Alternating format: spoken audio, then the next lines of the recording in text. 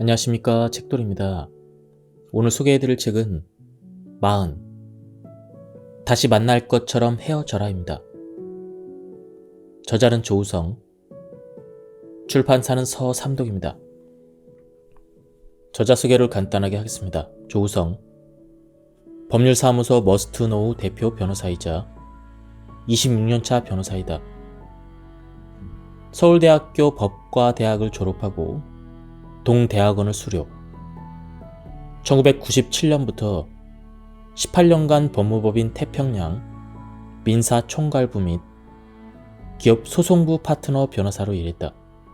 또 책을 여러 권 쓰셨는데요. 대표작으로는 한 개의 기쁨이 1000개의 슬픔을 이긴다, 리더는 하루에 100번 싸운다 등이 있습니다. 그럼 바로 본문을 보도록 하겠습니다. 우리는 보통 관계를 많이 맺을수록 좋다고 생각하고 무리하게 그 수를 늘려간다. 그렇지만 나무마다 최상의 열매를 맺을 수 있는 한계가 있듯 사람마다 본인에게 적합한 관계의 양이 있다. 그 양을 무리하게 초과하면 관계 하나하나는 부실해진다. 내가 훈장처럼 수집했던 관계 속에서 새로운 불화의 갈등이 싹트고 결국 처치 곤란한 가지와 열매 때문에 끙끙 속을 앓는다. 관계도 감을 키우는 것처럼 가지치기가 필요하다. 관계의 나무를 건강하게 키우기 위해, 그리고 결국 내 인생을 풍요롭게 만들기 위해서 말이다. 중요한 것은 어떤 가지를 어떻게 정리하고 어떤 가지는 더 키워낼 것인가 판단하는 것이다.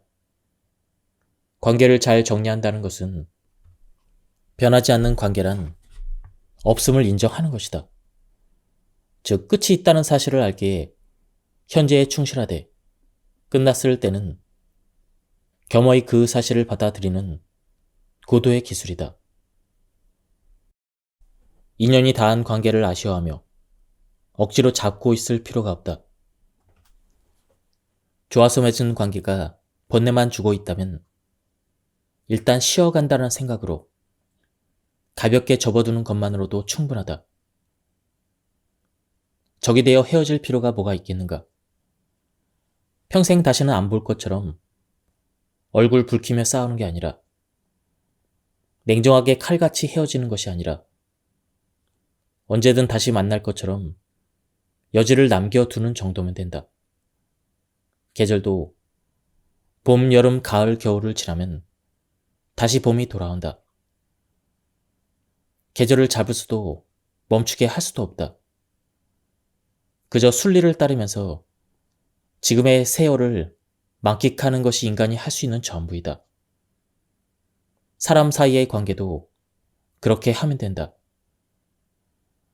왜 이 관계가 화창한 봄이 아닌지 억울해할 게 아니라 나에게 남은 관계의 열매를 잘 수확하며 다시 올 봄을 기다리자.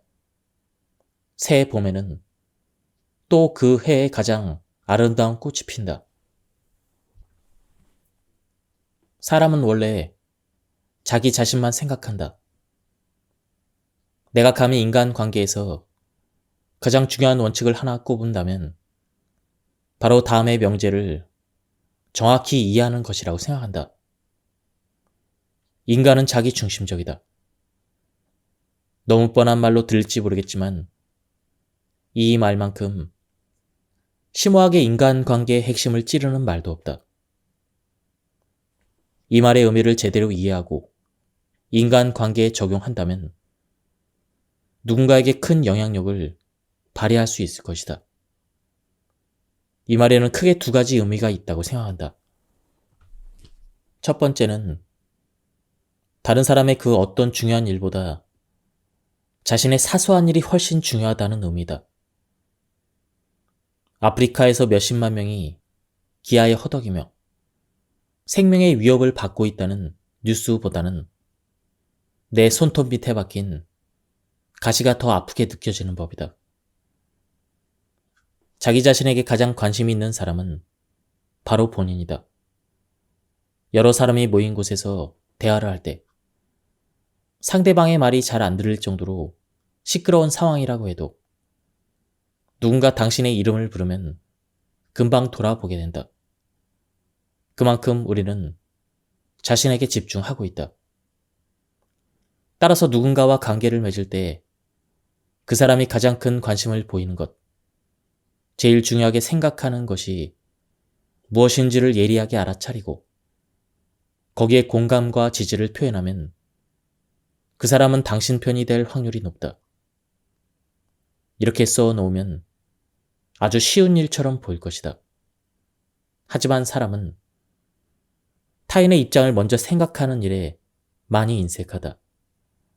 사소한 일이라도 중요하게 생각해 주는 사람은 지극히 드물기 때문에 그런 태도를 보여주면 상대는 큰 감동을 받게 된다. 이는 만고불변의 진리이다.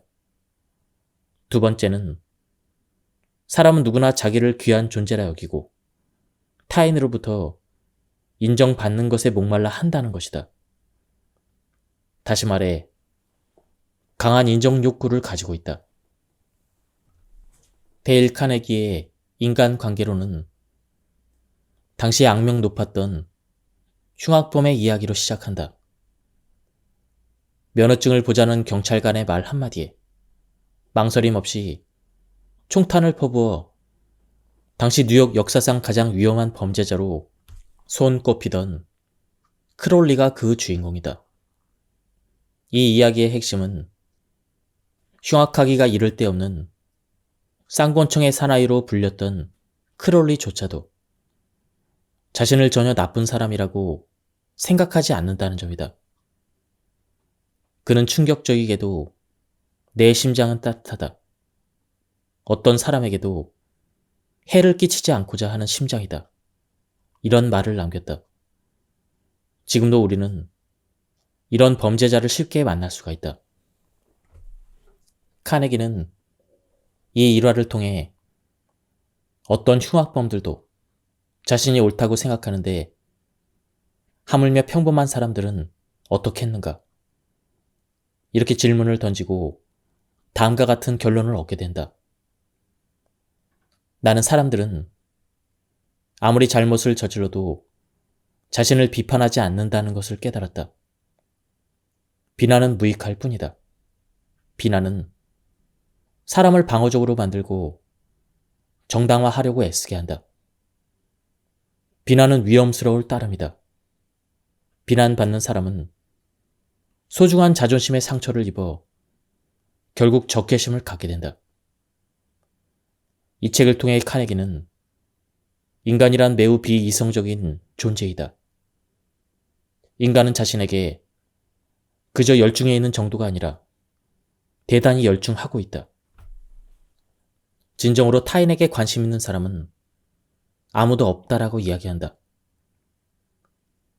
그래서 타인의 존경에 굶주리고 자신의 가치를 남들이 알아주기를 몹시 원한 나머지 자신에게 관심을 주고 자신의 진가를 인정해주는 단순한 말이나 행동, 사소한 아부에도 쉽게 마음을 내어준다는 것이다. 데일 카네기는 이 내용을 바탕으로 자본이 없어도 성공할 수 있는 실전적인 자기개발 강의를 시작해서 어마어마한 성공을 거둔다. 사람의 취약한 본성을 직시하고 이를 적극적으로 활용하자는 카네기의 주장은 대단히 현명하고 현실적이다. 나 역시 그 어떤 영역보다 이성과 논리가 무기인 곳에서 일하지만 이 사실을 잊지 않으려 한다. 논리로 상대를 찍어 누르거나 이기는 것이 다가 아니라 그 사람의 좋은 점을 지켜 올리고 자존심을 세워주면서 내가 원하는 방향으로 살살 이끌어가는 점잖고 친절한 사람이 되는 것. 이것이야말로 논리를 넘어서서 모든 사람에게 통하는 성공적인 관계 설정의 방법이다. 이렇듯 사람은 자기 중심적이라는 점을 인정하지만 나는 너무 자기 중심적인 사람은 피하려고 노력한다. 사건을 수임하기 위해 첫 상담을 할 때 상담의 내용은 물론이고 의뢰인의 성향을 파악하는 것이 무척 중요한데 특히 이 부분을 유심히 본다. 자초지종을 듣다 보면 의뢰인의 상대방이 이해되는 측면이 있을 수 있다. 이때 조심스레 의뢰인에게 상대방 입장에서는 이런 점도 있지 않을까요? 이렇게 물어본다. 어떤 의뢰인은 그건 모르겠고요. 하여튼 나는 억울해요. 이러면서 막무가내로 억울함만 호소한다. 사람은 자기 중심적이라지만 합리적으로 접근했을 때는 어느 정도 객관성을 가져야 하는데 그렇지 못한 경우다. 이렇게 객관화가 되지 않는 사람들은 모든 문제의 원인을 남에게 돌린다. 이런 의뢰인과 사건을 진행하면 나 또한 피곤해진다. 일이 술술 풀리지 않고 결과가 좋지 않으면 역시나 변호사가 잘못한 탓이 된다. 골치 아프게 엮이기 전에 적당한 선을 긋는 것이 낫다. 언제나 마음을 움직이는 것은 사소합니다. 우리는 사소한 것에 목숨을 건다라는 책이 있다.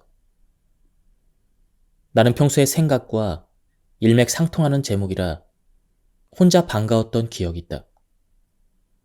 우리는 큰일보다 사소한 것 때문에 마음이 상하기도 하고 진심으로 고마워하기도 한다. 사람과의 관계 역시 사소한 일로 인해 방향이 반대로 바뀔 수가 있다. 부부 사이의 가장 내밀한 감정이 뒤엉켜 있는 이혼 재판의 경우 그리 중요한 일이 아닌 아주 자잘한 사건이 누적되면서 결국 감정의 골이 깊어져 이혼으로 이어지는 일이 꽤 많이 있다. 누군가에게 앙심을 품고 법적 공격을 하는 사람들 역시 그 계기는 매우 사소하다. 물론 제3자가 보기에 그렇다는 놈이다. 그러나 본인들에게는 매우 중차대한 일이다. 중국 전국시대 책사들의 책략을 모아둔 전국책의 증산편에 이런 고사가 나온다. 중산의 임금 중산군이 가신들을 불러 모아 큰 잔치를 벌였다. 연회의 무리에 손님들을 접대할 양고깃국이 나왔는데 마침 국물이 부족해서 사마작이라는 신하에게는 그 몫이 돌아가지 않았다. 사마작이는 이를 자신에 대한 모욕이라고 생각하고 중산군을 떠나 이웃나라인 초나라로 가서 벼슬을 했다. 사마자기는 이 일을 잊지 않고 초항을 부추겨서 급기야 중산군을 공격하게 했다. 결국 중산군은 싸움에서 패하고 도망갈 수밖에 없는 처지가 되었다. 그를 따르던 부하들도 허기지고 지쳐서 제대로 싸울 수 없는 절체절명의 상황으로까지 치달았다. 그 와중에 한 번도 본 적이 없던 두 장정이 창을 들고 나타나 중산군을 따르며 굳건히 그를 지켜주었다. 결국 그 두 장정 덕분에 중산군은 가까스로 목숨을 부지할 수가 있었다. 중산군은 고맙기도 하고 의아하기도 해서 그들에게 물었다. 그대들은 어찌해서 위험을 무릅쓰고 나를 지켜주었는가? 그들의 대답은 이러했다. 저희 아버지께서 살아계실 때 일입니다. 어느 날 저희 선친이 배가 고파 쓰러져 들어가시기 직전이었는데 왕께서 이를 발견하고 친히 밥 한 덩이를 주셨습니다. 저희 선친은 그 밥 한 덩이로 목숨을 건지셨습니다. 선친께서 돌아가시면서 저희에게 말씀하셨습니다. 만일 중산군께 어려운 일이 발생하면 목숨을 걸고 보답하라. 이 말을 들은 중상구는 하늘을 우러러 다음과 같이 탄식을 했다. 남에게 무엇을 베풀 때는 양이 많고 적음에 있지 않고 필요할 때 베푸는 것이 중요하며 남에게 원한을 살 때는 깊고 얕음에 있지 않고 그 마음을 상하게 하는 데 있구나. 나는 한 그릇의 양고기 국물로 인해 나라를 망하게 했고 한 덩이의 찬밥 덕분에 목숨을 구하고 두 용사를 얻었도다. 사소한 일을 놓쳤을 때 왜 사람들은 더 섭섭하게 느끼는 걸까? 놓친 사람 입장에서는 뭐 이 정도 가지고 그러나? 큰일도 아닌데. 사람이 아주 속이 좁군. 이렇게 생각할 수도 있다. 하지만 상대방은 아니 큰일도 아니고 이 작은 일 하나 챙기지 못한단 말이야? 나를 얼마나 우습게 봤으면 이렇게 하는 거야. 이렇게 생각할 수가 있다. 작고 사소한 것이니 이해해 줄 수 있지 않은가? 이런 관점이 아니라 이 작은 것도 챙기지 못하니까 하나를 보면 열을 안다. 이런 식으로 받아들이는 것이다. 아울러 남에게 베풀 때는 상대방이 가장 어려울 때 상대방에게 가장 필요한 것을 제공하면 그 효과는 배가 된다. 상대방이 어렵지 않을 때는 웬만한 것을 주어본들 그 가치를 높게 평가받기 어렵다. 하지만 상대방이 어려운 상황일 때는 그 상황을 타개할 수 있는 기본적인 기준만 충족되어도 상대는 큰 도움을 받았다고 느낀다. 상대방이 지금 어려운 상황인지 그 어려움을 해결하기 위해 무엇이 필요한지를 짚어내려면 상당히 예민하게 관심을 기울여야 한다. 그런데 사람들은 도움을 주면서도 상대가 아니라 나를 기준으로 삼고 내가 도움을 주고 싶을 때 내가 주고 싶은 것을 주는 오류를 저지른다. 높은 자리에 있는 사람 중에는 의식적으로 나는 작고 사소한 일에는 관심을 두지 않으리라. 그건 내가 할 일이 아니다. 이렇게 생각하는 경우가 덜어 있다. 큰 결단을 제대로 내리는 것이야말로 리더의 역할이라 믿으며 사소한 일은 일부러 무시하려는 것이다. 하지만 이는 잘못된 생각이다. 리더의 행동 하나가 미치는 파급 효과는 참으로 크기 때문에 리더가 사소한 일까지 챙기면 감동은 몇 배 이상 커진다. 당신은 누구에게나 똑같이 행동하는가? 미국의 한 컨설턴트가 업무차 유명 증권회사 CEO들과 식사를 하게 되었다. 그들이 방문한 레스토랑에서는 그들을 VIP로 깍듯이 대우했다. 그런데 서빙을 하던 웨이터가 실수로 쟁반을 떨어뜨려 유리잔이 산산조각이 나고 그릇에 담긴 감자가 테이블 밑까지 굴러 떨어졌다. 요란스러운 소리에 식당에 있던 모든 사람이 그들을 쳐다봤고 웨이터는 어쩔 줄 몰라 쩔쩔매고 있었다. 그곳에 있었던 사람이라면 누구나 VIP 앞에서 저런 실수를 하다니 저 웨이터는 이제 큰일 났군. 이렇게 생각했을 것이다. 그때 놀라운 일이 일어났다. 그 테이블에 있던 모든 사람이 약속이나 한 것처럼 아예 웨이터를 쳐다보지도 않았던 것이다. 그들은 아무 일도 없었던 것처럼 하던 이야기를 계속했다. 웅성거리던 식당은 곧 잠잠해졌다.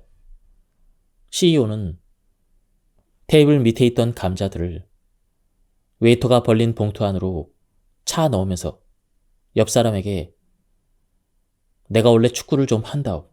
이렇게 말하며 씩 웃기까지 했다. 이 일을 인상 깊게 본 컨설턴트가 훗날 이날에 대해서 언급하자 CEO는 이렇게 말했다. 그냥 웨이터가 실수한 거잖아요. 의도적으로 그런 것도 아니고. 우리는 그 식당의 VIP 고객인데 우리 중 누군가가 웨이터의 실수에 눈살을 찌푸리기만 했어도 그는 해고당했을지도 모르죠. 그건 너무 가혹하잖아요.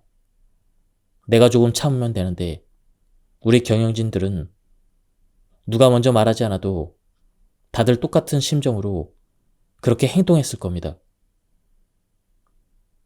그들은 단순히 무신경한 게 아니었다. 자신의 반응이 어떤 결과를 초래할지를 미리 계산하고 웨이터에게 피해가 가지 않도록 사력 있게 배려하며 행동한 것이다.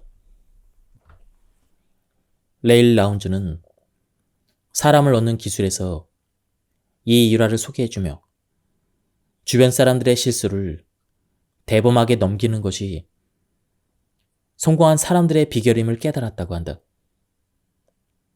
나 역시 수많은 사람들을 만나봤지만 타인의 실수에 관대한 사람은 그리 흔치 않았다. 자신의 실수에는 관대해도 타인의 실수를 탓하기는 쉬운 게 사람이다. 그런데 이 일화에서 한 가지 더 생각해 볼 점은 어떤 사람이 실수를 하든 똑같이 관대할 수 있는가이다. 즉, 실수를 한 사람이 웨이터가 아니라 중요한 계약을 앞둔 거래처 대표였다면 어땠을까? 상대에게 불같이 화를 낼 거라고 예상하는 사람은 아무도 없었을 것이다. 웨이터가 실수를 했을 때는 저 사람 큰일 났다. 막말을 들을 수도 있겠군. 이렇게 생각하면서 말이다. 한 중소기업 대표와 미팅에서 이런 말을 들은 적이 있다. 나에게는 친절하지만 식당 종업원에게 무례한 사람은 절대 좋은 사람이 아니다. 사람의 몇 가지 행동만 보고 인성을 판단하기란 쉽지 않지만 식당 종업원에게 어떻게 대하는지를 눈여겨보는 것은 중요한 정보를 제공해 준다는 뜻이다. 즉, 상대에 따라 태도가 달라지는 사람이라면 믿을 만한 사람이라고 할 수 없다. 사건 수임률 1위 변호사의 인맥관리법. 보통 변호사들은 각 기업의 법무팀장이나 법무팀원들과 친분을 가진다. 이들이야말로 변호사들에게는 중요한 예비 고객이다. 특별한 요건이 없어도 안부차 전화를 돌리기도 하고 함께 식사를 하기도 한다. 내가 아는 선배 역시 이런 식의 인사를 챙기는데 다만 다른 점이 있다면 좋은 곳으로 영전한 사람보다는 좌천을 당했거나 부득이하게 해고를 당한 사람들을 더 챙긴다고 한다. 좋은 곳으로 승진해 간 사람들은 자기가 아니더라도 챙겨주는 사람이 많지만 좋지 않은 결과를 맞은 사람들은 소외되기 쉽다. 선배는 그런 사람들에게 더 마음이 쓰인다고 했다. 가능하면 따로 만나서 식사를 하며 작은 선물로 격려도 했다. 그 후에도 정기적으로 연락을 했고 새로운 직장을 구하는 과정에서 도움을 줄 수 있는 부분은 성심성의껏 도왔다고 했다. 다른 변호사들은 자신이 관리하던 고객들이 좌천되거나 해고당하면 관계가 흐지부지 헐거워지기 마련인데 이 선배는 달랐다. 그렇지만 사람 일은 모르는 법. 돌고 도는 것이 인생 사이다. 좌천되고 해고되었던 사람들이 다시 복권되거나 새로운 회사에서 법무일을 맡게 되면 그 사람들은 다른 변호사를 제쳐두고 자신의 아픔을 위로한 선배를 제일 먼저 찾았다. 선배에게 인간적인 배려와 위로를 받았기에 어떻게든 다시 인연을 맺고 싶어 했다. 선배는 단순한 의뢰인과 변호사의 관계를 넘어 평생 가는 깊은 인연을 맺은 것이었다. 난 그저 그분들에게 힘내시라고 작은 관심과 성의를 표시했던 것 뿐인데 그분들이 그렇게 고마워하는 것을 보니 저 같은 사람이 많지는 않은가 보다 싶었습니다. 저는 항상 이렇게 살려고 노력하는데 그거 말고는 별달리 뾰족한 비결은 없었습니다. 쑥스럽게 웃던 선배를 보면서 나는 다시 감탄했다. 선배가 훗날의 이익을 염두에 두고 전략적으로 힘든 사람에게 접근해서 잘해준 것이 아니라는 점이 중요하다. 아마 그런 마음으로 접근했다면 그들도 눈치챘을 것이다. 하지만 아무런 조건 없이 그냥 마음이 쓰인다는 이유로 달려와서 위로하고 격려해 준 것을 알기에 상대도 감동을 받은 것이다. 힘들 때 받은 작은 도움은 잊히지 않는다. 계속 곱씹게 된다. 그리고 나도 언젠가 신세를 갚고 싶은 마음이 드는 것이다. 굳이 관리한다고 생각하지 말고 따뜻한 마음으로 내가 할 수 있는 범위에서 배려하고 마음을 나눠주는 것. 이것이 진정한 인간관계를 형성하는 방법이 아닐까. 화성에서 온 남자, 금성에서 온 여자라는 책을 보면 비를 맞고 있는 사람을 위해 우산을 씌워주는 것이 능사는 아니다. 같이 비를 맞아주는 것도 큰 위안이 된다라는 내용이 나온다. 이걸 보고 무슨 말도 안 되는 소리야. 빨리 우산을 챙겨서 씌워주는 게 중요하지. 이렇게 생각했다. 철저히 문제 해결 중심의 사고방식이다. 같이 비를 맞아주는 것이 왜 중요한지는 이제는 어렴풋이 이해가 간다. 같이 비를 맞는다는 것은 공감의 표현이다. 서둘러 우산을 찾아주기 위해서 분주하게 움직이는 것이 아니라 차분히 같이 앉아서 비를 맞아준다면 상대방은 나와 동질감을 느끼며 마음의 위안을 받을 수가 있다. 하지만 계속 비를 맞을 수는 없는 터 자신 때문에 상대가 같이 비를 맞는 것을 보면 본인도 나름의 방법으로 우산을 찾으려고 노력하게 된다. 중국 속담 중에서 이런 말이 있다. 유연천리, 내상회, 무연대면, 불상봉. 즉, 인연이 있으면 천리 밖에 있어도 만날 수 있으나 인연이 없으면 얼굴을 마주하고 있어도 만날 수가 없다는 뜻이다. 인연이 닿아서 관계가 시작되었지만 인연의 유통기한이 닿아서 작별할 시간이 되었다면 아름답게 관계를 정리하면 된다.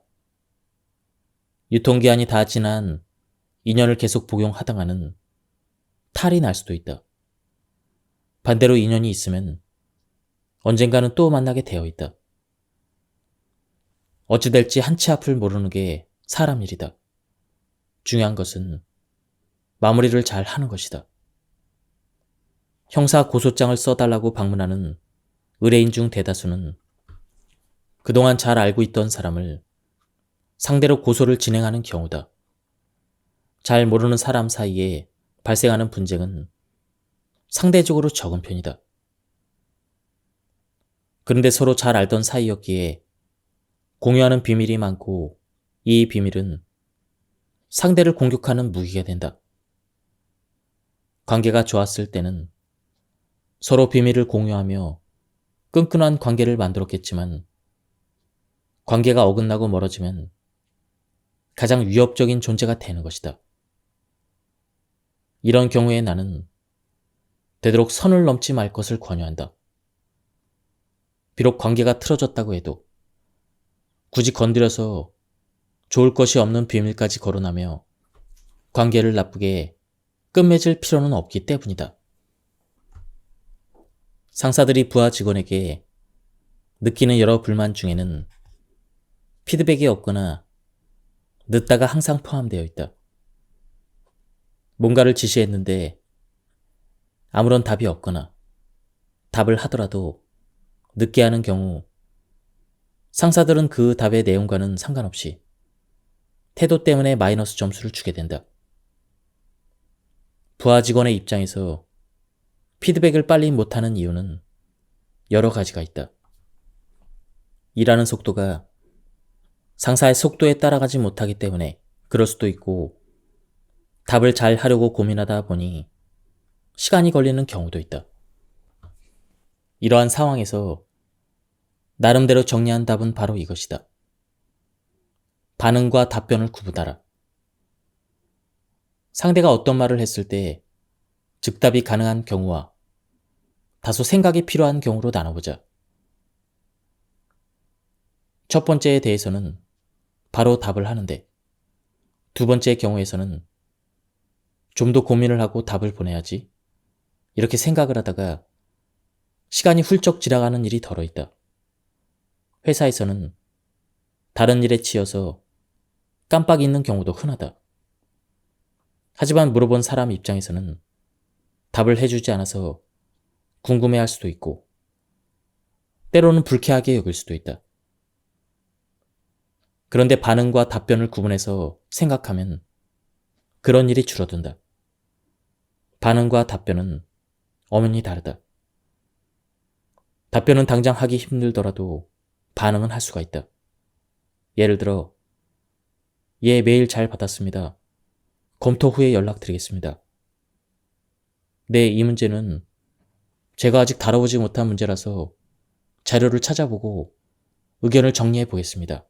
이렇게 말하는 식이다. 일상생활 속의 대화라면, 지금 정신이 없는데 생각해보고 이야기해줄게. 10분만 생각할 시간을 줄래? 이 정도면 충분하다. 반응이 뭐가 그리 중요한가? 제대로 된 답변을 하는 게 더 중요하지. 이렇게 생각하기 쉬운데 결코 그렇지 않다. 일단 당신이 한 말은 정확히 접수되었음이라는 신호를 보내주면 상대방은 안심하고 결과를 기다릴 수가 있다. 그런데 아무런 언급이 없으면 상대방은 내 말을 듣긴 들은 건가? 이런 의문을 가질 수가 있다.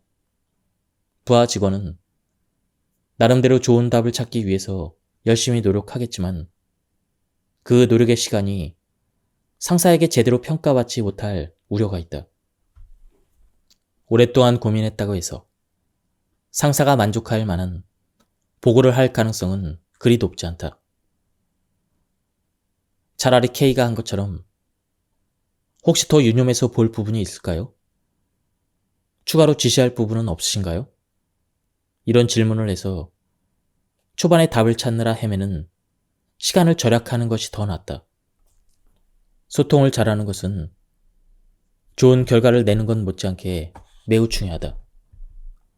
불필요한 오해를 줄일 수 있고, 대화 과정에서 두 사람 모두 만족을 느낄 확률이 크다. 이것이 바로 관계를 단단하게 만드는 경쟁력이 아닐까. 사람들이 상대를 설득할 때 가장 많이 하는 실수는 바로 논리로 이겨야 한다고 생각하는 것이다. 치열한 논리를 통해서 상대를 굴복시킨다면 순간적으로 쾌감을 느낄 수도 있다. 그러나 그 사람의 마음까지 굴복시킬 수는 없다. 오히려 논리에 밀린 사람은 패배에 대한 분노와 억하 심정까지 들 수가 있다. 데일 카네기는 자신의 책에서 일관되게 절대 논쟁하지 말라고 가르친다. 사람들은 이미 자신만의 답을 갖고 있으며 스스로 찾은 답이라야 본인이 진심으로 따르고 수긍할 수 있다고 했다. 그래서 상대방의 말에 동조하면서 그가 자신의 답을 찾을 수 있도록 도와주는 것이 최선이라고 말한다. 소크라테스는 자신이 그 누구보다 논리적이며 이를 상대방에게 잘 설명할 수 있지만 일방적인 가르침과 논쟁만으로 사람은 바뀌지 않을 뿐만 아니라 진심으로 설득되지 않는다는 것을 알고 있었다. 그래서 삼파법, 즉 질문을 통해 상대방이 대답을 하도록 유도했고 그 과정을 거쳐 자연스레 소크라테스가 의도한 답으로 상대를 이끌었다. 소크라테스와 대화한 사람들은 사실 그의 유도에 따라 결론에 이른 것이지만 자신의 입으로 결론을 말했기 때문에 자신의 생각이라 착각하고 만족했다. 다소 시간이 걸리지만 효과는 확실한 방법이다. 프레젠테이션을 망친 김 과장은 표정이 엉망이고 안절부절 못하는 눈치다. 이때 박 부장이 김 과장의 어깨를 두드리며 말했다. 김 과장, 프레젠테이션 준비하느라 고생 많았어. 오늘 몇 가지 지적사항 나온 거 말이야. 그거 반영해서 보완하면 돼. 임원들 앞에서 첫 프레젠테이션인데도 마지막까지 떨지 않고 발표 잘하던데? 역시 임원 대상 프레젠테이션은 만만치가 않지? 그러면서 성장하는 거야. 김 과장 보니까 예전에 내 생각도 나더라. 수고했는데 오늘 내가 술 한잔 살게. 이것은 격려이다. 박 부장의 말에 다소 빈말이 섞여 있다 하더라도 김 과장의 용기를 복돋우기 위한 마음이 담겨져 있음을 충분히 알 수가 있다. 당연히 엄청나게 야단을 맞을 거라 생각했던 김 과장은 박 부장에게 어떤 마음이 들까? 고마운 마음과 리더에 대한 존경심이 새록새록 생기지 않을까? 어느 책에서는 이렇게 설명한다. 칭찬은 기술이고 격려는 태도이다. 칭찬은 누구든 그 기술을 배워서 얼마든지 실행할 수 있지만 격려는 태도라서 무작정 따라하기가 어렵다는 뜻이다. 자신이 이런 격려를 받아보지 못했다면, 그래서 그 의미를 제대로 알지 못한다면 다른 사람을 격려하기가 상당히 어렵다고 한다. 잘하면 칭찬받고 못하면 야단맞는 것이 당연한데 못해도 좋은 말로 격려를 한다고? 이는 경험해보지 않으면 선뜻 하기 힘들다. 마치 조건 없는 사랑을 받아본 사람만이 조건 없는 사랑을 베풀 수 있는 것처럼 격려가 칭찬보다 훨씬 더 고차원적인 셈이다. 그러고 보니 아이들에게도 칭찬 말고 격려를 얼마나 했었나 퍼뜩 돌아보게 되었다. 가장 가까웠던 사람이 가장 아픈 공격을 한다. 슬프지만 부인할 수 없는 현실이다. 따라서 내 약점을 누군가에게 드러내는 일에는 신중을 기해야 한다. 빨리 저 사람과 친해지고 싶은 조급한 마음이 생겨도 오늘의 이 결정이 먼 훗날 어떤 식으로 되돌아올지를 냉정하게 따져보지 않을 수 없다. 지금까지 이 책에 대한 리뷰를 모두 마쳤습니다. 이 책은 굉장히 흡입력이 있는 그런 책이었습니다. 저자분의 필력이 굉장히 좋아서 지루하지도 않으면서 굉장히 재밌고 그리고 배울 점이 많아서 좋았습니다. 한번 책을 구해서 읽어보실 것을 추천드립니다. 여기서 리뷰를 마치도록 하겠습니다. 감사합니다. 안녕하십니까, 책돌입니다. 오늘 소개해드릴 책은 40. 다시 만날 것처럼 헤어져라입니다. 저자는 조우성, 출판사는 서삼독입니다. 저자 소개를 간단하게 하겠습니다. 조우성, 법률사무소 머스트노우 대표 변호사이자 26년차 변호사이다. 서울대학교 법과대학을 졸업하고 동대학원을 수료. 1997년부터 18년간 법무법인 태평양 민사총괄부 및 기업 소송부 파트너 변호사로 일했다. 또 책을 여러 권 쓰셨는데요. 대표작으로는 한 개의 기쁨이 1000개의 슬픔을 이긴다, 리더는 하루에 100번 싸운다 등이 있습니다. 그럼 바로 본문을 보도록 하겠습니다. 우리는 보통 관계를 많이 맺을수록 좋다고 생각하고 무리하게 그 수를 늘려간다. 그렇지만 나무마다 최상의 열매를 맺을 수 있는 한계가 있듯 사람마다 본인에게 적합한 관계의 양이 있다. 그 양을 무리하게 초과하면 관계 하나하나는 부실해진다. 내가 훈장처럼 수집했던 관계 속에서 새로운 불화의 갈등이 싹트고 결국 처치 곤란한 가지와 열매 때문에 끙끙 속을 앓는다. 관계도 감을 키우는 것처럼 가지치기가 필요하다. 관계의 나무를 건강하게 키우기 위해, 그리고 결국 내 인생을 풍요롭게 만들기 위해서 말이다. 중요한 것은 어떤 가지를 어떻게 정리하고 어떤 가지는 더 키워낼 것인가 판단하는 것이다. 관계를 잘 정리한다는 것은 변하지 않는 관계란 없음을 인정하는 것이다.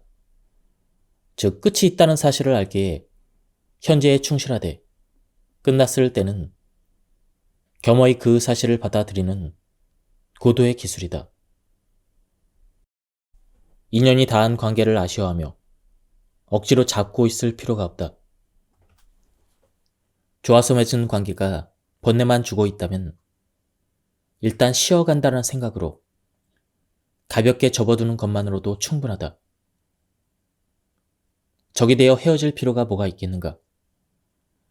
평생 다시는 안 볼 것처럼 얼굴 붉히며 싸우는 게 아니라, 냉정하게 칼같이 헤어지는 것이 아니라, 언제든 다시 만날 것처럼 여지를 남겨두는 정도면 된다.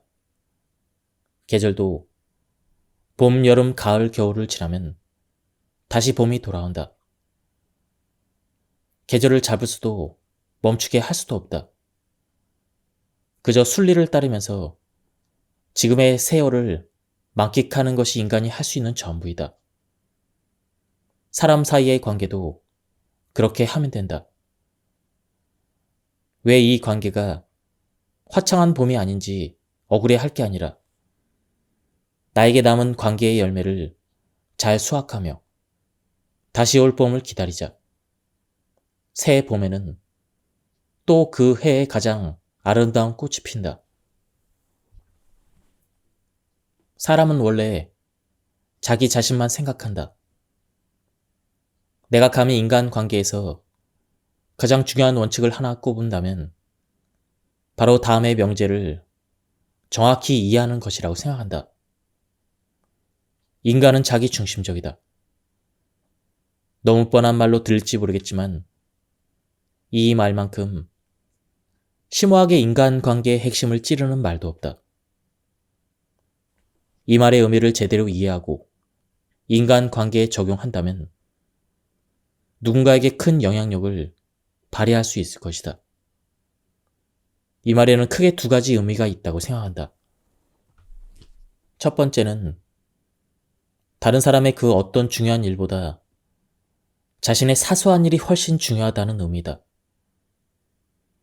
아프리카에서 몇십만 명이 기아에 허덕이며 생명의 위협을 받고 있다는 뉴스보다는 내 손톱 밑에 박힌 가시가 더 아프게 느껴지는 법이다. 자기 자신에게 가장 관심이 있는 사람은 바로 본인이다. 여러 사람이 모인 곳에서 대화를 할 때 상대방의 말이 잘 안 들릴 정도로 시끄러운 상황이라고 해도 누군가 당신의 이름을 부르면 금방 돌아보게 된다. 그만큼 우리는 자신에게 집중하고 있다. 따라서 누군가와 관계를 맺을 때 그 사람이 가장 큰 관심을 보이는 것, 제일 중요하게 생각하는 것이 무엇인지를 예리하게 알아차리고 거기에 공감과 지지를 표현하면 그 사람은 당신 편이 될 확률이 높다. 이렇게 써놓으면 아주 쉬운 일처럼 보일 것이다. 하지만 사람은 타인의 입장을 먼저 생각하는 일에 많이 인색하다.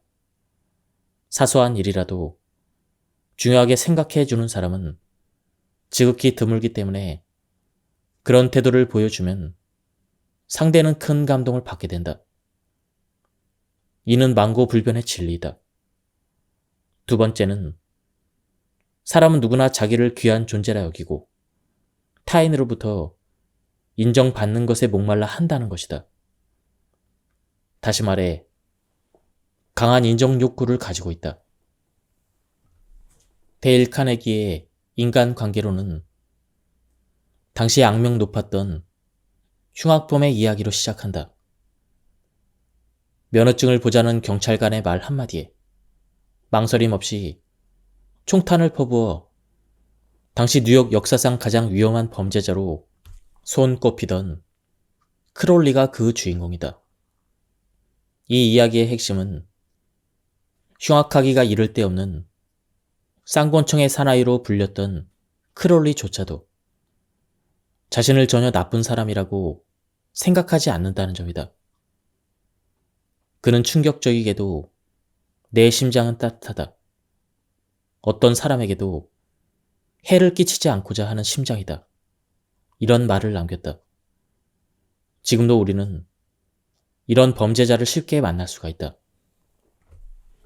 카네기는 이 일화를 통해 어떤 흉악범들도 자신이 옳다고 생각하는데 하물며 평범한 사람들은 어떻게 했는가? 이렇게 질문을 던지고 다음과 같은 결론을 얻게 된다. 나는 사람들은 아무리 잘못을 저질러도 자신을 비판하지 않는다는 것을 깨달았다. 비난은 무익할 뿐이다. 비난은 사람을 방어적으로 만들고 정당화하려고 애쓰게 한다. 비난은 위험스러울 따름이다. 비난받는 사람은 소중한 자존심의 상처를 입어 결국 적개심을 갖게 된다. 이 책을 통해 카네기는 인간이란 매우 비이성적인 존재이다. 인간은 자신에게 그저 열중해 있는 정도가 아니라 대단히 열중하고 있다. 진정으로 타인에게 관심 있는 사람은 아무도 없다라고 이야기한다. 그래서 타인의 존경에 굶주리고 자신의 가치를 남들이 알아주기를 몹시 원한 나머지 자신에게 관심을 주고 자신의 진가를 인정해주는 단순한 말이나 행동, 사소한 아부에도 쉽게 마음을 내어준다는 것이다. 데일 카네기는 이 내용을 바탕으로 자본이 없어도 성공할 수 있는 실전적인 자기개발 강의를 시작해서 어마어마한 성공을 거둔다. 사람의 취약한 본성을 직시하고 이를 적극적으로 활용하자는 카네기의 주장은 대단히 현명하고 현실적이다. 나 역시 그 어떤 영역보다 이성과 논리가 무기인 곳에서 일하지만 이 사실을 잊지 않으려 한다. 논리로 상대를 찍어 누르거나 이기는 것이 다가 아니라 그 사람의 좋은 점을 지켜 올리고 자존심을 세워주면서 내가 원하는 방향으로 살살 이끌어가는 점잖고 친절한 사람이 되는 것. 이것이야말로 논리를 넘어서서 모든 사람에게 통하는 성공적인 관계 설정의 방법이다. 이렇듯 사람은 자기 중심적이라는 점을 인정하지만 나는 너무 자기 중심적인 사람은 피하려고 노력한다. 사건을 수임하기 위해 첫 상담을 할 때 상담의 내용은 물론이고 의뢰인의 성향을 파악하는 것이 무척 중요한데 특히 이 부분을 유심히 본다. 자초지종을 듣다 보면 의뢰인의 상대방이 이해되는 측면이 있을 수 있다. 이때 조심스레 의뢰인에게 상대방 입장에서는 이런 점도 있지 않을까요? 이렇게 물어본다. 어떤 의뢰인은 그건 모르겠고요. 하여튼 나는 억울해요. 이러면서 막무가내로 억울함만 호소한다. 사람은 자기 중심적이라지만 합리적으로 접근했을 때는 어느 정도 객관성을 가져야 하는데 그렇지 못한 경우다. 이렇게 객관화가 되지 않는 사람들은 모든 문제의 원인을 남에게 돌린다. 이런 의뢰인과 사건을 진행하면 나 또한 피곤해진다. 일이 술술 풀리지 않고 결과가 좋지 않으면 역시나 변호사가 잘못한 탓이 된다. 골치 아프게 엮이기 전에 적당한 선을 긋는 것이 낫다. 언제나 마음을 움직이는 것은 사소합니다. 우리는 사소한 것에 목숨을 건다라는 책이 있다. 나는 평소에 생각과 일맥상통하는 제목이라 혼자 반가웠던 기억이 있다. 우리는 큰일보다 사소한 것 때문에 마음이 상하기도 하고 진심으로 고마워하기도 한다. 사람과의 관계 역시 사소한 일로 인해 방향이 반대로 바뀔 수가 있다. 부부 사이의 가장 내밀한 감정이 뒤엉켜 있는 이혼 재판의 경우 그리 중요한 일이 아닌 아주 자잘한 사건이 누적되면서 결국 감정의 골이 깊어져 이혼으로 이어지는 일이 꽤 많이 있다. 누군가에게 앙심을 품고 법적 공격을 하는 사람들 역시 그 계기는 매우 사소하다. 물론 제3자가 보기에 그렇다는 의미다. 그러나 본인들에게는 매우 중차대한 일이다. 중국 전국시대 책사들의 책략을 모아둔 전국책의 증산편에 이런 고사가 나온다. 중산의 임금 중산군이 가신들을 불러 모아 큰 잔치를 벌였다. 연회의 무리에 손님들을 접대할 양고깃국이 나왔는데 마침 국물이 부족해서 사마자기라는 신하에게는 그 몫이 돌아가지 않았다. 사마자기는 이를 자신에 대한 모욕이라고 생각하고 중산군을 떠나 이웃나라인 초나라로 가서 벼슬을 했다. 사마자기는 이 일을 잊지 않고 초항을 부추겨서 급기야 중산군을 공격하게 했다. 결국 중산군은 싸움에서 패하고 도망갈 수밖에 없는 처지가 되었다. 그를 따르던 부하들도 허기지고 지쳐서 제대로 싸울 수 없는 절체절명의 상황으로까지 치달았다. 그 와중에 한 번도 본 적이 없던 두 장정이 창을 들고 나타나 중산군을 따르며 굳건히 그를 지켜주었다. 결국 그 두 장정 덕분에 중산군은 가까스로 목숨을 부지할 수가 있었다.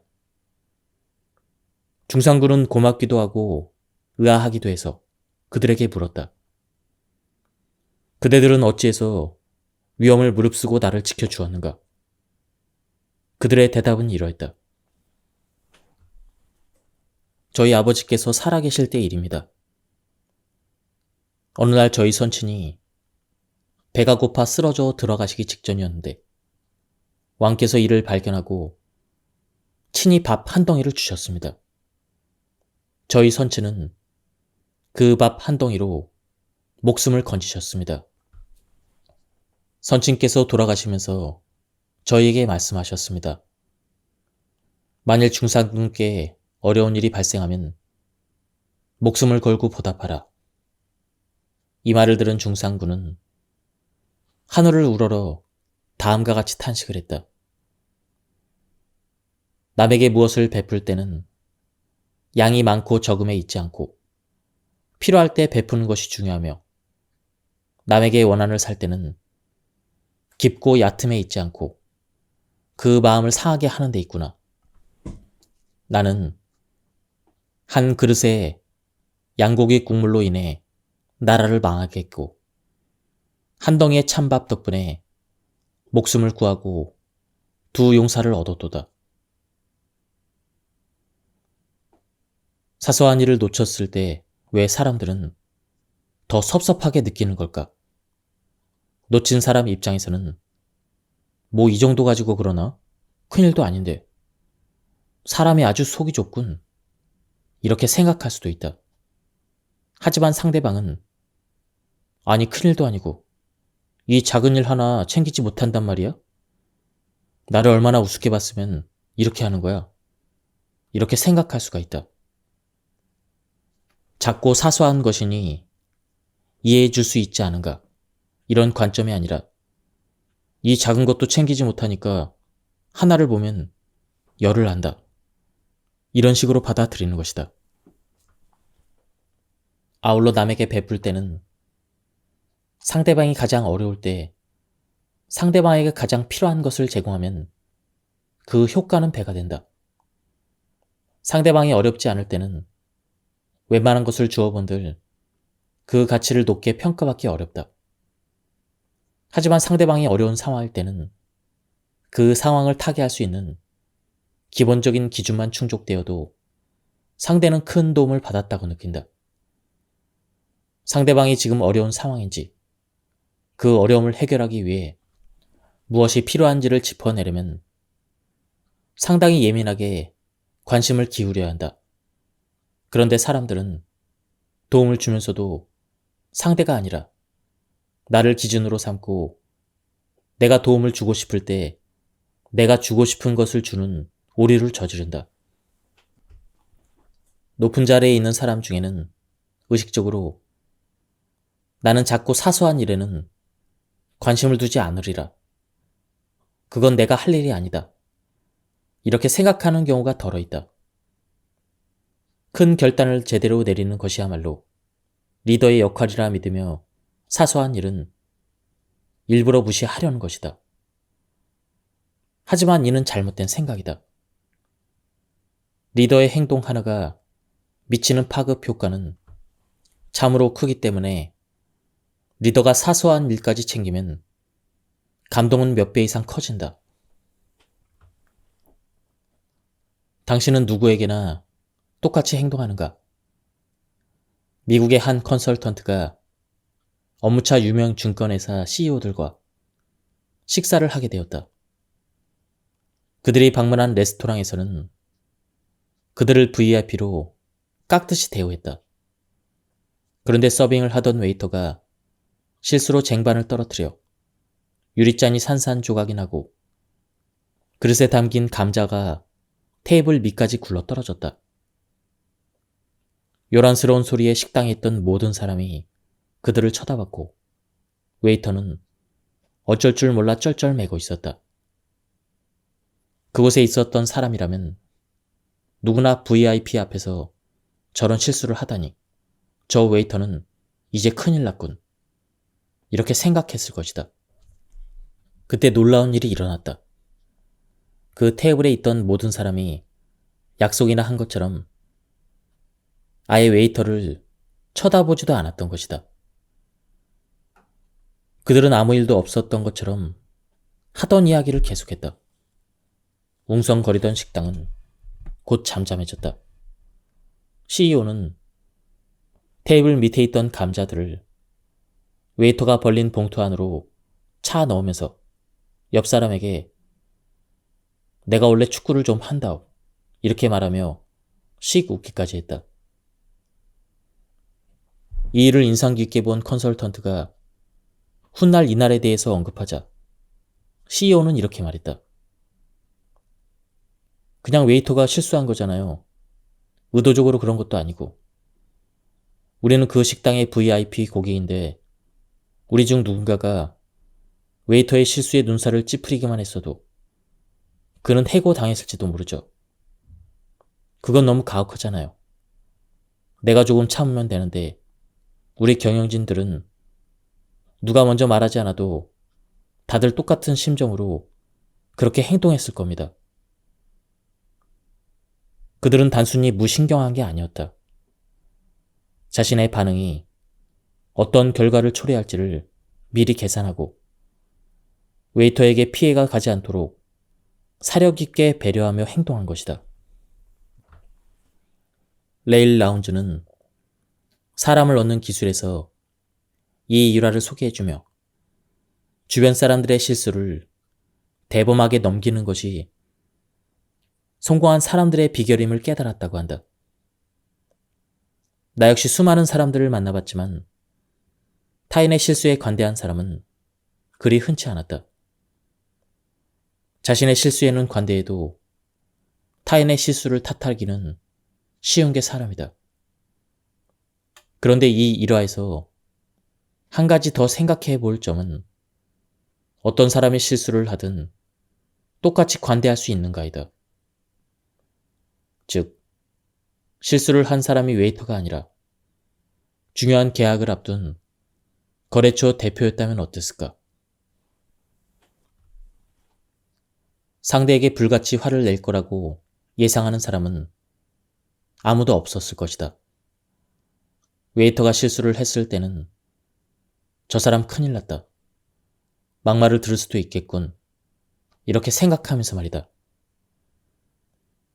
한 중소기업 대표와 미팅에서 이런 말을 들은 적이 있다. 나에게는 친절하지만 식당 종업원에게 무례한 사람은 절대 좋은 사람이 아니다. 사람의 몇 가지 행동만 보고 인성을 판단하기란 쉽지 않지만 식당 종업원에게 어떻게 대하는지를 눈여겨보는 것은 중요한 정보를 제공해 준다는 뜻이다. 즉, 상대에 따라 태도가 달라지는 사람이라면 믿을 만한 사람이라고 할 수 없다. 사건 수임률 1위 변호사의 인맥관리법. 보통 변호사들은 각 기업의 법무팀장이나 법무팀원들과 친분을 가진다. 이들이야말로 변호사들에게는 중요한 예비 고객이다. 특별한 요건이 없어도 안부차 전화를 돌리기도 하고 함께 식사를 하기도 한다. 내가 아는 선배 역시 이런 식의 인사를 챙기는데 다만 다른 점이 있다면 좋은 곳으로 영전한 사람보다는 좌천을 당했거나 부득이하게 해고를 당한 사람들을 더 챙긴다고 한다. 좋은 곳으로 승진해 간 사람들은 자기가 아니더라도 챙겨주는 사람이 많지만 좋지 않은 결과를 맞은 사람들은 소외되기 쉽다. 선배는 그런 사람들에게 더 마음이 쓰인다고 했다. 가능하면 따로 만나서 식사를 하며 작은 선물로 격려도 했다. 그 후에도 정기적으로 연락을 했고 새로운 직장을 구하는 과정에서 도움을 줄 수 있는 부분은 성심성의껏 도왔다고 했다. 다른 변호사들은 자신이 관리하던 고객들이 좌천되거나 해고당하면 관계가 흐지부지 헐거워지기 마련인데 이 선배는 달랐다. 그렇지만 사람 일은 모르는 법. 돌고 도는 것이 인생 사이다. 좌천되고 해고되었던 사람들이 다시 복권되거나 새로운 회사에서 법무일을 맡게 되면 그 사람들은 다른 변호사를 제쳐두고 자신의 아픔을 위로한 선배를 제일 먼저 찾았다. 선배에게 인간적인 배려와 위로를 받았기에 어떻게든 다시 인연을 맺고 싶어 했다. 선배는 단순한 의뢰인과 변호사의 관계를 넘어 평생 가는 깊은 인연을 맺은 것이었다. 난 그저 그분들에게 힘내시라고 작은 관심과 성의를 표시했던 것 뿐인데 그분들이 그렇게 고마워하는 것을 보니 저 같은 사람이 많지는 않은가 보다 싶었습니다. 저는 항상 이렇게 살려고 노력하는데 그거 말고는 별달리 뾰족한 비결은 없었습니다. 쑥스럽게 웃던 선배를 보면서 나는 다시 감탄했다. 선배가 훗날의 이익을 염두에 두고 전략적으로 힘든 사람에게 접근해서 잘해준 것이 아니라는 점이 중요하다. 아마 그런 마음으로 접근했다면 그들도 눈치챘을 것이다. 하지만 아무런 조건 없이 그냥 마음이 쓰인다는 이유로 달려와서 위로하고 격려해 준 것을 알기에 상대도 감동을 받은 것이다. 힘들 때 받은 작은 도움은 잊히지 않는다. 계속 곱씹게 된다. 그리고 나도 언젠가 신세를 갚고 싶은 마음이 드는 것이다. 굳이 관리한다고 생각하지 말고 따뜻한 마음으로 내가 할 수 있는 범위에서 배려하고 마음을 나눠주는 것. 이것이 진정한 인간관계를 형성하는 방법이 아닐까. 화성에서 온 남자, 금성에서 온 여자라는 책을 보면 비를 맞고 있는 사람을 위해 우산을 씌워주는 것이 능사는 아니다. 같이 비를 맞아주는 것도 큰 위안이 된다라는 내용이 나온다. 이걸 보고 무슨 말도 안 되는 소리야.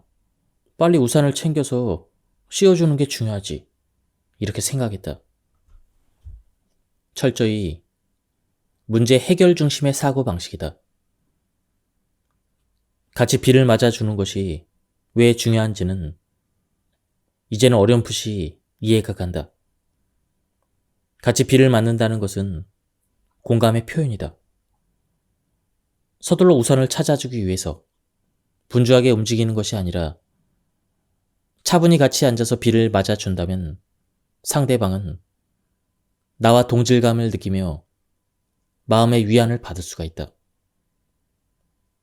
하지만 계속 비를 맞을 수는 없는 터 자신 때문에 상대가 같이 비를 맞는 것을 보면 본인도 나름의 방법으로 우산을 찾으려고 노력하게 된다. 중국 속담 중에서 이런 말이 있다. 유연천리, 내상회, 무연대면, 불상봉. 즉, 인연이 있으면 천리 밖에 있어도 만날 수 있으나 인연이 없으면 얼굴을 마주하고 있어도 만날 수가 없다는 뜻이다. 인연이 닿아서 관계가 시작되었지만 인연의 유통기한이 닿아서 작별할 시간이 되었다면 아름답게 관계를 정리하면 된다. 유통기한이 다 지난 인연을 계속 복용하다가는 탈이 날 수도 있다. 반대로 인연이 있으면 언젠가는 또 만나게 되어 있다. 어찌 될지 한치 앞을 모르는 게 사람 일이다. 중요한 것은 마무리를 잘 하는 것이다. 형사 고소장을 써달라고 방문하는 의뢰인 중 대다수는 그동안 잘 알고 있던 사람을 상대로 고소를 진행하는 경우다. 잘 모르는 사람 사이에 발생하는 분쟁은 상대적으로 적은 편이다. 그런데 서로 잘 알던 사이였기에 공유하는 비밀이 많고 이 비밀은 상대를 공격하는 무기가 된다.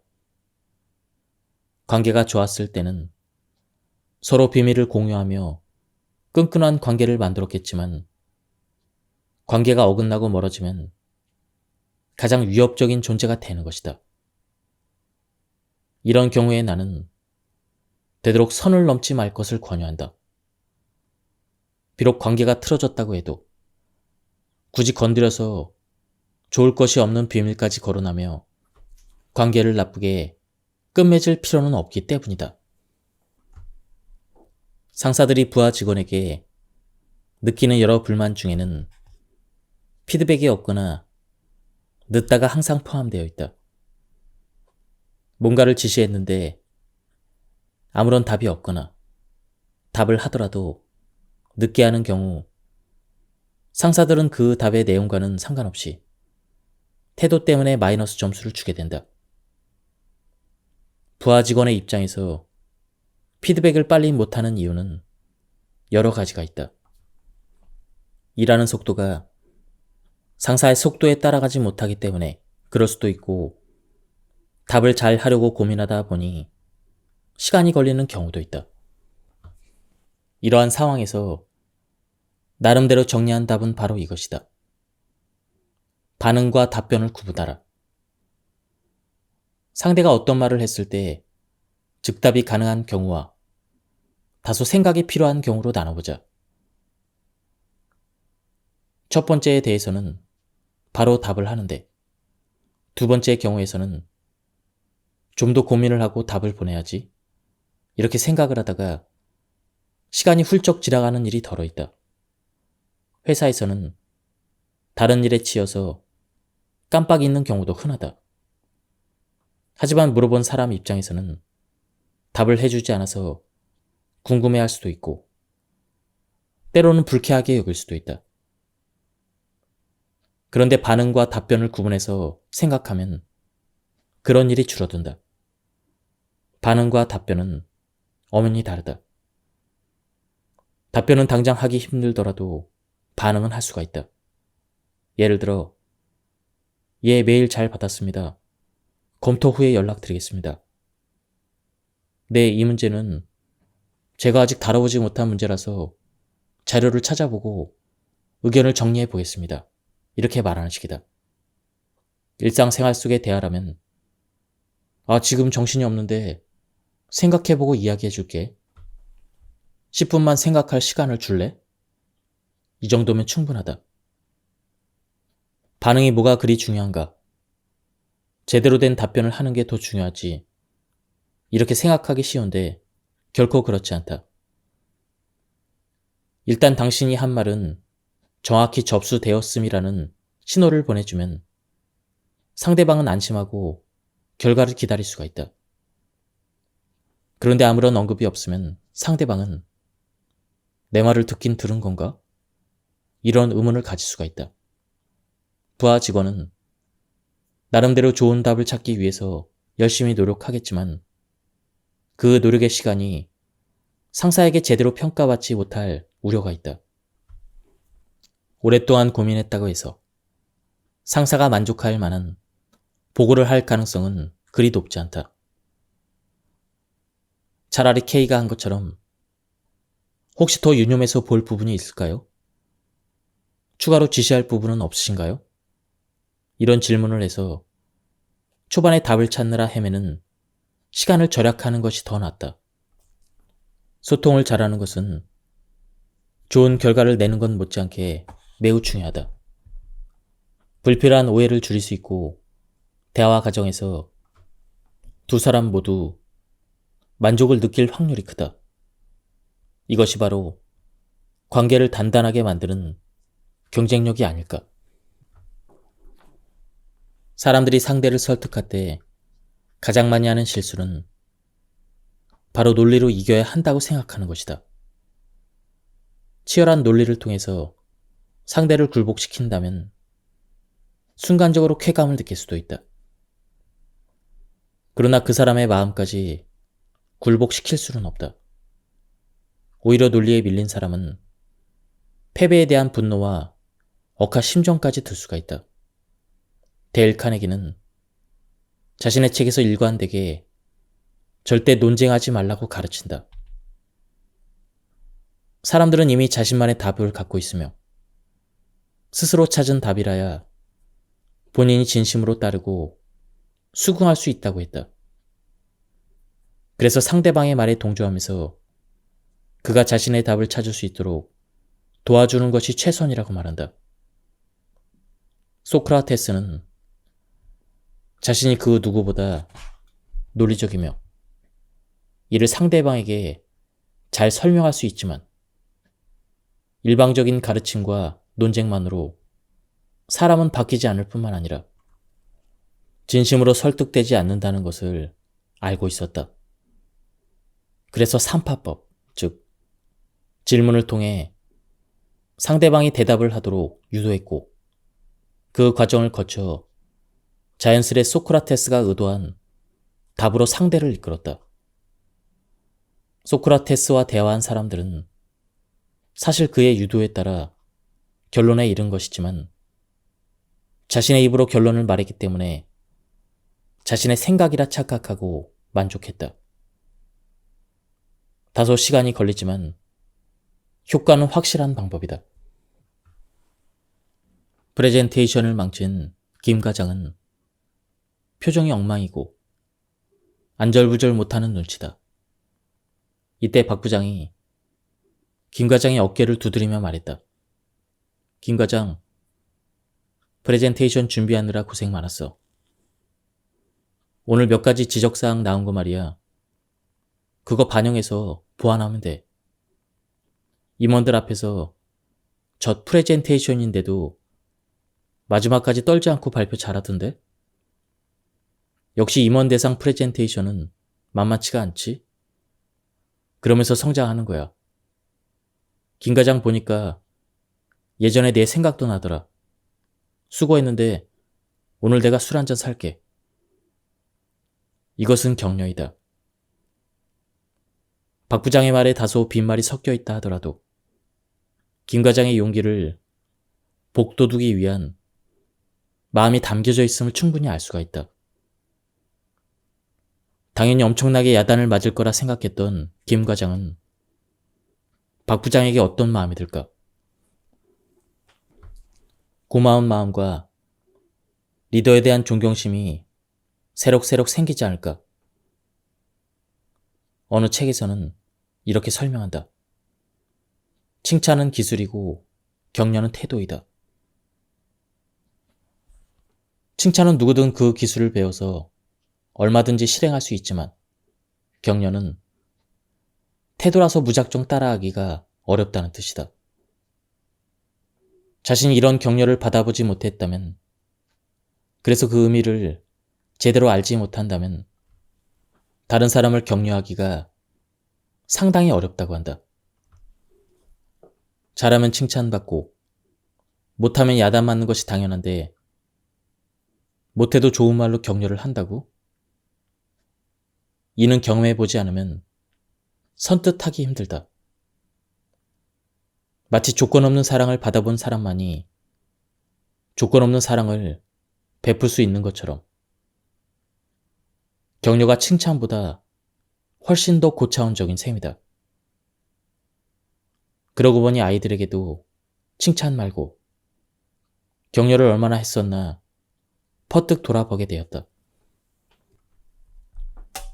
가장 가까웠던 사람이 가장 아픈 공격을 한다. 슬프지만 부인할 수 없는 현실이다. 따라서 내 약점을 누군가에게 드러내는 일에는 신중을 기해야 한다. 빨리 저 사람과 친해지고 싶은 조급한 마음이 생겨도 오늘의 이 결정이 먼 훗날 어떤 식으로 되돌아올지를 냉정하게 따져보지 않을 수 없다. 지금까지 이 책에 대한 리뷰를 모두 마쳤습니다. 이 책은 굉장히 흡입력이 있는 그런 책이었습니다. 저자분의 필력이 굉장히 좋아서 지루하지도 않으면서 굉장히 재밌고 그리고 배울 점이 많아서 좋았습니다. 한번 책을 구해서 읽어보실 것을 추천드립니다. 여기서 리뷰를 마치도록 하겠습니다. 감사합니다.